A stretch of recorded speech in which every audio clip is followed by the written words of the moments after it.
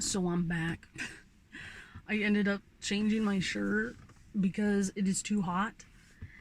So for a freaking black turtleneck in the sun outside in a car. So yeah, changed. They're selling chocolates. You got a cigarette? Rumbles from the depths. Okay. Let me cough and blah.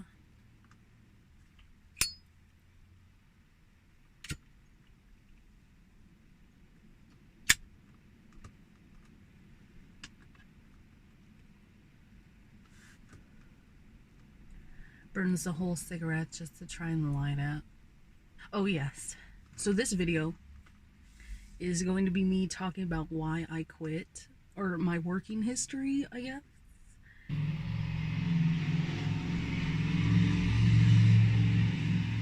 Now I know that was not 25 miles per hour. Jesus, people be racing down. The kids are still in school, so it's fine. No one's on the streets yet.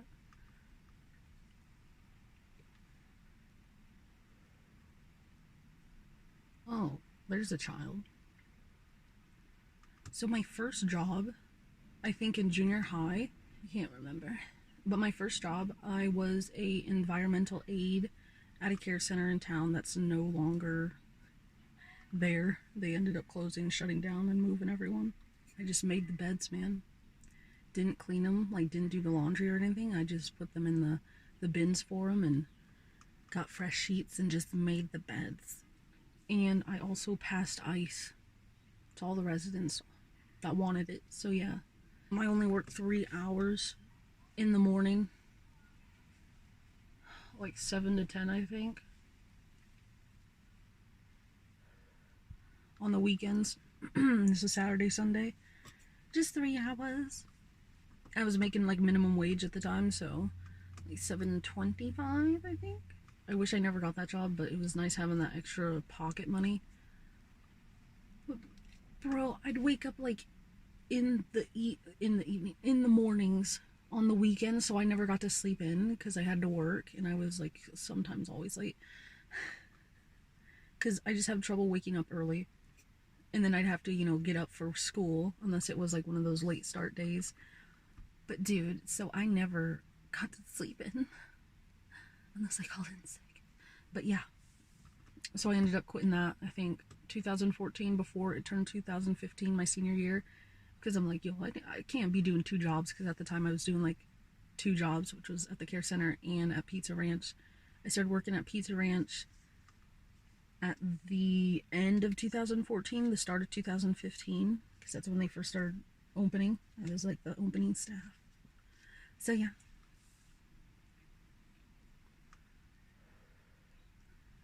That one I think was also minimum wage at the time, so $7.25. See, I applied for the busser job, and I don't know why I did. I should have freaking applied for the salad bar.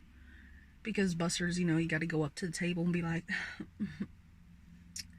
is there any plates I can take for you? Or can I get those plates out of your way? That kind of thing. I freaking hate talking to people. So yeah, it was alright, because then you got some tips too. Sometimes most people don't tip, but there were quite a few that did, which was nice. I was so proud. I got like $12, like all together in a night for tips.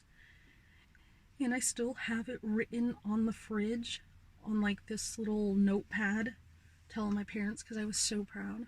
And then they called me in and was like, you can't tell it, don't be like telling people this, but we really appreciate you and your work and whatnot.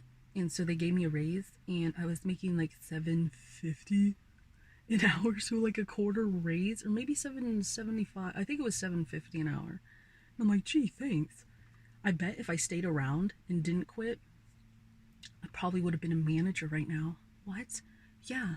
We went through so many staff because all the people that were hired, they all quit, because that's exactly like a month after, that's when Hy-Vee started opening up and hiring people, and they were paying their bussers $10.20 or maybe just $10 or 10-20 an hour. So yeah, everyone went over there.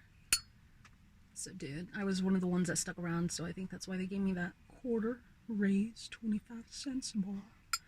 But dudes, I didn't understand working, if that makes sense. Like when I was busing, you get these tubs and then you fill them full of plates and bring them over to the dishwashers.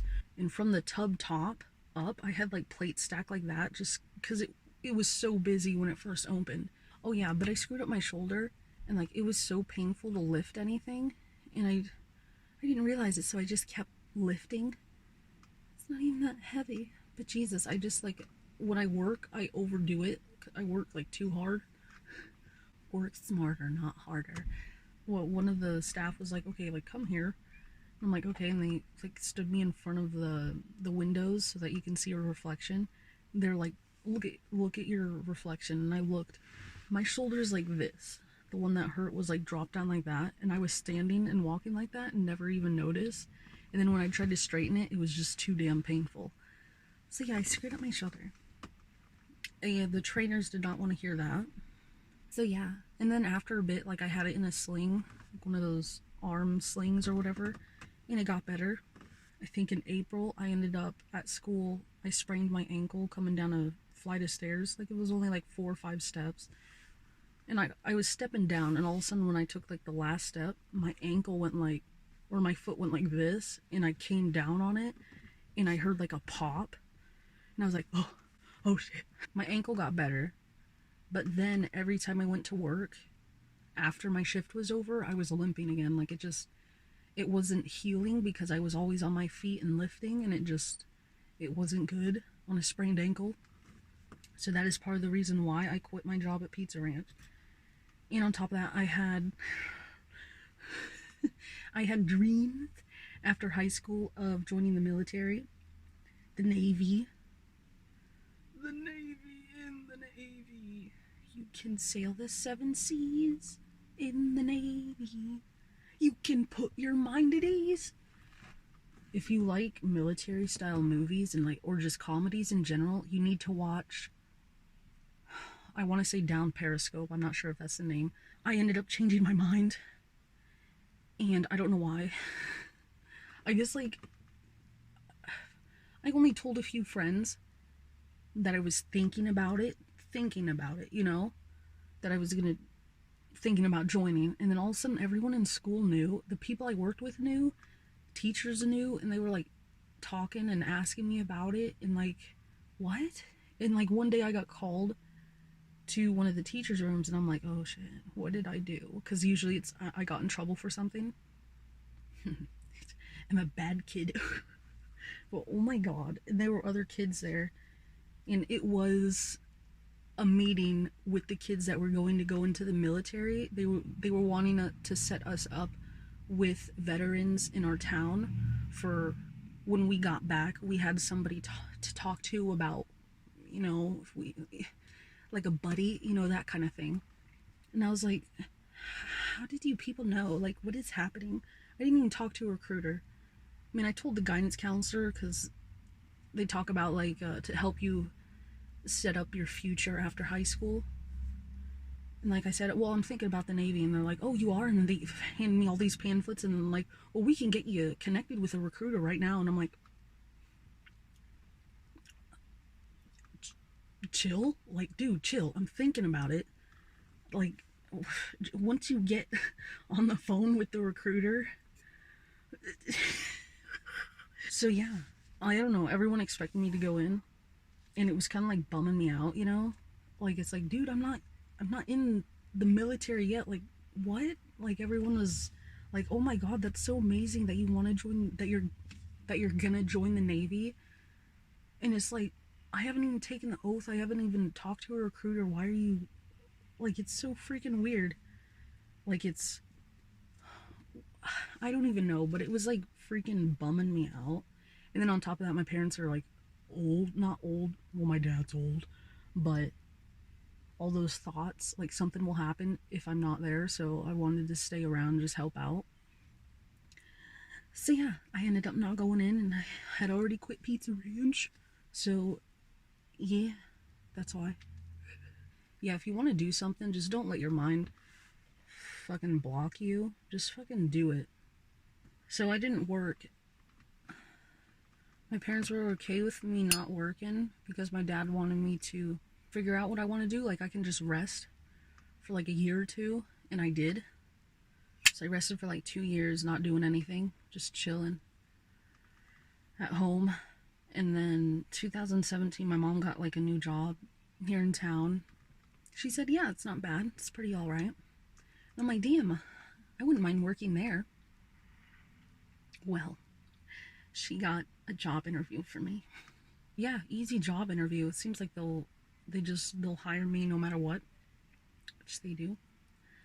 So I got that job. I'm not gonna say where because it's no longer what it is called. Someone else bought them out because apparently, oh, because apparently like they went bankrupt or something. Money was missing. I'm not sure. It was something weird. And it was funny because the main dude was retiring before all this happened. So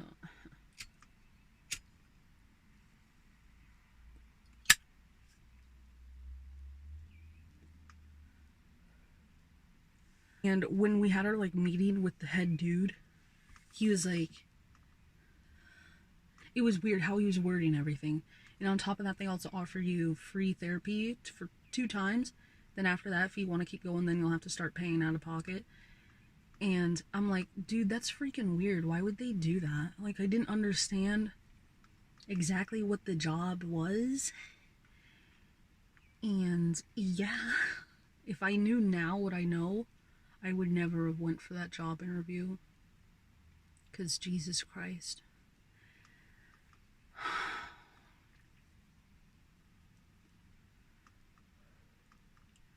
That is one fugly ass looking chimney. What the hell is that?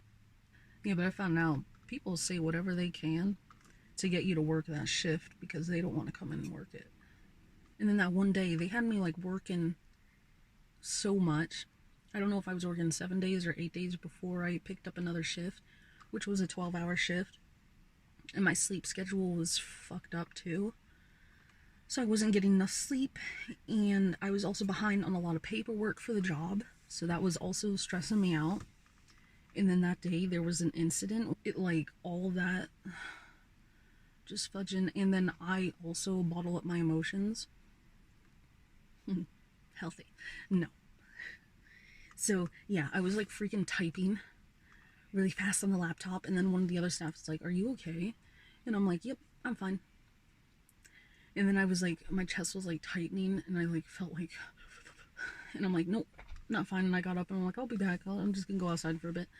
And fucking like, I went outside, walked over to the side of the garage where no one could see me, like near the alleyway and whatnot, and just fucking like dropped, like all out of nowhere, just like all of the emotions and then the stress and everything, and I just fucking lost it, crying, bubbling like a baby, freaking hyperventilating, like to the point where yeah, I dropped down to my knees because I couldn't breathe. I fucking like cradling myself and like trying to catch my breath. Meanwhile, there's people like driving by on the alleyway, like looking like, oh shit, is she all right? Yep, I'm slowly just losing my mind. So yeah, that happened. And then they switched me to like that was just picking up a shift. So I went back to like the normal house I worked at. The job isn't too bad, depending. It's a really rewarding work. You meet all these like wonderful people, but you also see just how the town and how society treats certain people. And it's sad, but it's a really rewarding job, but it's not for everybody. And it was not for me. I would have like a few panic attacks now and then just because of all the stress and me bottling my emotions and whatnot. And like freaking, I called my mom one day because I had one, and I'm like, "Mom, I'm gonna fucking die." Like, I was like saying all sorts of things, like, sound like pretty suicidal. Like, I was ready just to end it. I don't even know. And she's like, "Well, just hold on." And she came over. And freaking, I was telling her everything, and like, she got me to like chill, and I was like, just fucking losing it. And then she helped me, and like, she was getting ready to leave because I was all right. And I'm like, I'm not a touchy person, so I actually don't like skin contact at all. It depends if I'm comfortable with somebody, but I'm just not a fan of touching. I don't like being touched. So yeah, that's a whole different story. I got stories about that. But yeah, I asked my mom for a hug, and I haven't hugged her for like over a year or so. She hugged me, and then some more emotions came back. But dude, hugs are some powerful shit. Like, hugs are nice, you know? And when you don't have that much contact with people because you don't like it, that hug means, like, it's everything. I freaking love hugs, but I don't at the same time. It just got so stressful, like, almost every day was another, like, incident. My final straw, which was my last day, the last week of April in 2019, that Sunday, there was so many, like, I think 3 incidents or maybe 4 in that day with one client, and I know how to diffuse a situation, but just all the stress and everything, and I'm not cut out for the job. I could not de-escalate it, you know? So yeah, and then I ended up getting punched in the belly. Freaking scary. I mean, there's so many different situations that can happen on that job, like, it's insane. You think your fellow coworkers have your back? No. You're pretty much on your own in a lot of jobs. Not just that type of job or work. It's nobody cares about you, man. Screw. But yeah, that was so stressful. Bro, that was the last straw because I didn't have a panic attack for like months, maybe 5 or more months. And just in that day, a 12-hour shift, and I think not even halfway through, I had about 5 or 6 panic attacks. Yeah. So, and I was trying to tell them I cannot freaking finish my shift. Like, my mind's just racing, and I'm like losing it every single time. And I cannot freaking, like, if your staff is losing her shit and fucking having panic attacks and like just can't do her job because panic attacks, what do? You find someone to take over the fucking shift. That's what you do. But no. And it was, I had to find somebody, so I called fucking everybody. Nobody could come in. Oh, well, this is my day off. Can't come in. Oh, I'm really busy right now. Oh, I got kids. Well, okay. So yeah, you're on your own, man. Fuck you. That's what it is. I'm getting so pissed right now. like, oh my god, this is gonna be a real long video because of my ranting. I will fucking drop everything and fucking drive out of here. I don't give a fuck, man. Like, I was ready to get in my car and just fucking leave. Because that's how bad it was. The fucking staff I was calling to come in and just take me off of this shift. I'll fucking... Damn. And then I kept fucking crying like a little bitch every time I was trying to explain to one of the staff what was happening. And I guess they were thinking, oh, fuck that, I ain't coming in.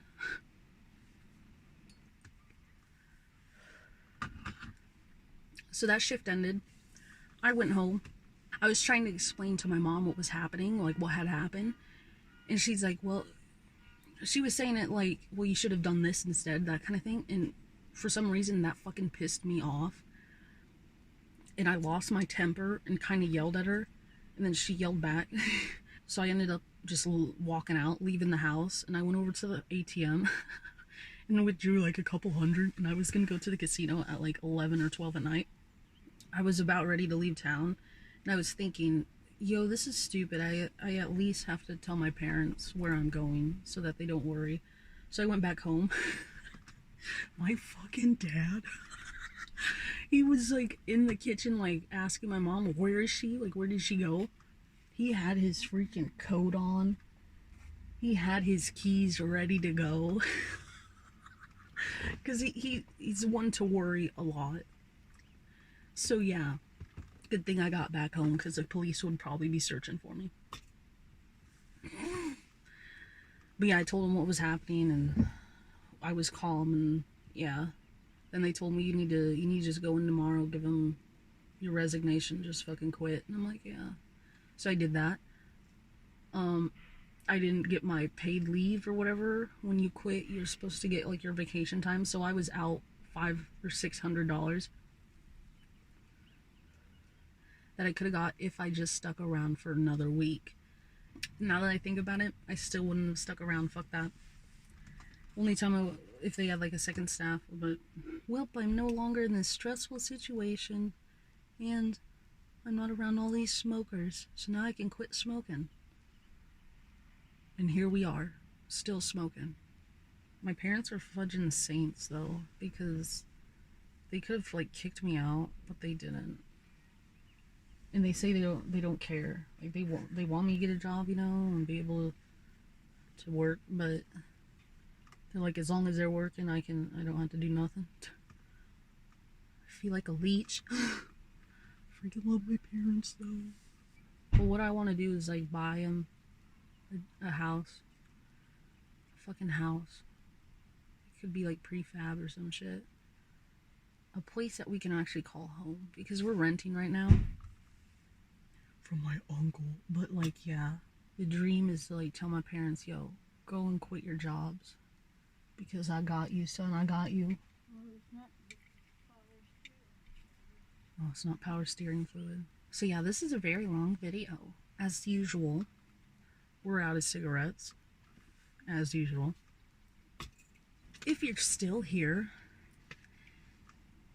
and you've survived this long without falling asleep, oh my god, you deserve an award.